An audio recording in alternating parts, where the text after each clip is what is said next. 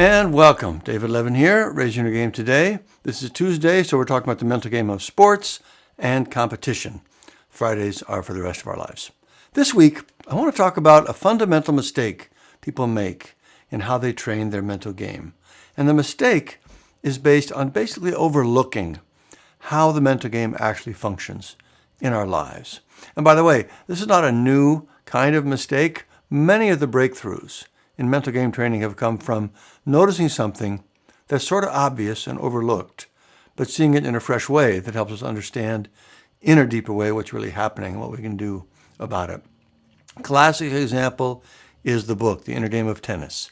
Back in the 70s, if you don't know, the author, Timothy Gallwey, noticed his players were beating themselves up when they made a mistake.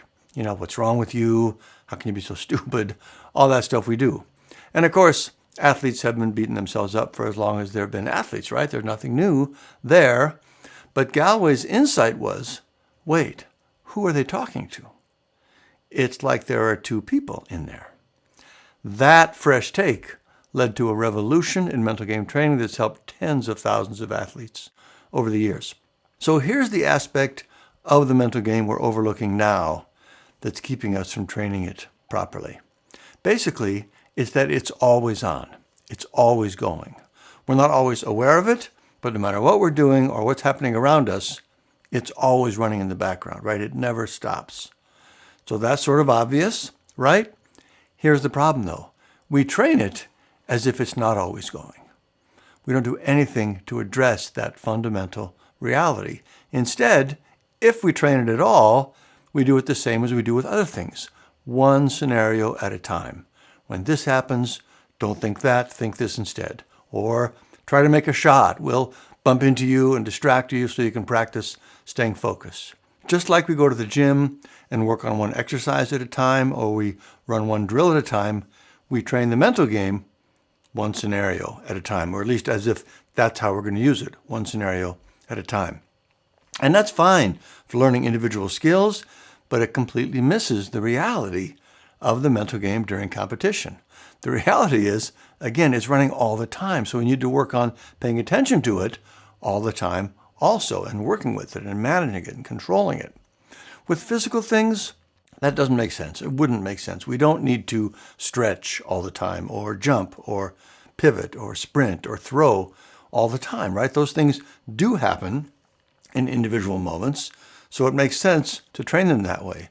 But when we train the mental game that way, the skills aren't available to us when we actually need them, which is right now, instantly, in the moment. The other problem with the individual scenario approach is that doing mental game drills like that takes away from doing other things. It feels like a zero-sum training choice. Every minute you spend on your mental game, talking to the team psychologist, whatever you're doing, is time you're not working on your physical skills. And those are easier to see and measure and be held accountable for. So it puts a lot of pressure on doing mental game work in the first place. It's just very easy to put it off till later or till never and not give it the attention it needs. So here's how to fix this problem. Here's how you should train your mental game to take this into account. And this is exactly what we do in our Sports Academy training. Starting out, you do work on developing individual skills. Develop the self-awareness of what's going on and how things work in general. And you learn specific mental game skills to get control of it.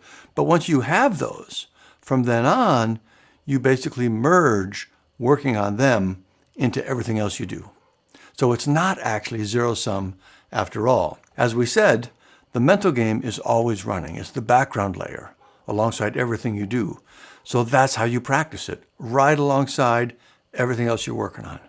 When you're in the gym or doing a drill and you're focusing on doing that correctly, keep one part of your attention on your mental game at the same time and how you're doing with that. Am I focused, present, or am I distracted, bored, negative? Just keep part of your attention on that. Make note of what's going on with it.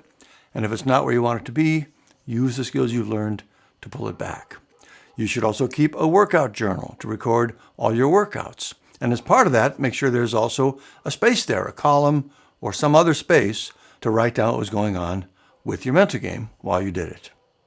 So what you're doing with this is learning and practicing always keeping one small part of your attention on your mental game.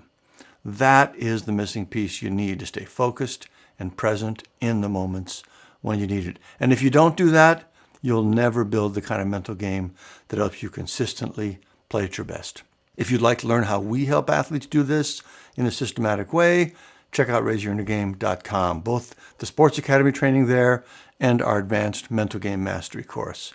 I know you'll love what those do for you.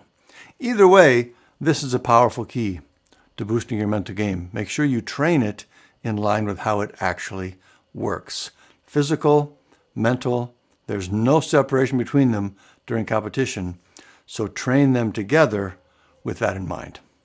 All right, let me know any questions. Otherwise, keep up the good work. I'll see you next time.